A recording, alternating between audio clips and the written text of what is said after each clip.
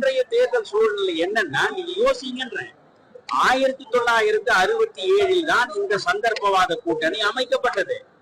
நீங்கள் அண்ணாவும் ராஜாஜியும் வீராமமூர்த்தியும் ஒரு கூட்டணியில் அமைவது அன்றைக்கு சாத்தியம் என்றால், இன்றைக்கு அதிமுகவும் பாரதிய ஜனதா கட்சியும் விஜயும் ஒரு அணியில் நிற்பது சாத்தியம் என்கிறார். காரணம் வேறொன்றும் இல்ல. இப்ப நீங்க தேர்தல் 1967 நடந்தது. அண்ணாவோடு ராஜாஜி கூட்டணி வைத்தார். தேர்தல் முடிந்த சில மாதங்களிலேயே திமுகவுக்கு எனக்கும் இருந்த தேன் நிலவு முடிந்து விட்டது. காரணம் அது தேர்தல் கூட்டணி தான். வீராமமூர்த்தி பலமுறை சொல்லி இருக்கிறார், தேர்தல் கூட்டணியை தவிர கொள்கை கூட்டணி இல்லை என்று. விஜய்க்கு கொள்கை எதிரி யார் என்று சொல்கிறாரோ அவரையே சொல்லட்டும், அரசியல் எதிரி யார் என்று சொல்கிறாரோ சொல்லட்டும். நான் என்ன சொல்றேன், இன்றைக்கு வர இருக்கக்கூடிய சட்டமன்ற தேர்தல் தானே தவிர நாடாளுமன்ற தேர்தல் இல்ல. சட்டமன்ற தேர்தலில் உங்கள் அரசியல் எதிரியை வீழ்த்துவதற்கு தான் நீங்க முனைய வேண்டும்.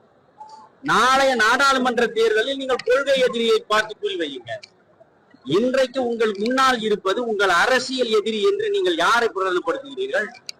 திராவிட முன்னேற்ற கழகத்தை தானே. எனவே அந்த திராவிட முன்னேற்ற கழகத்தை வீழ்த்துவதற்கு ஒரு வலிமையான கூட்டணியில் நீங்கள் இடம்பெற வேண்டும் என்று சொல்கிறேன்.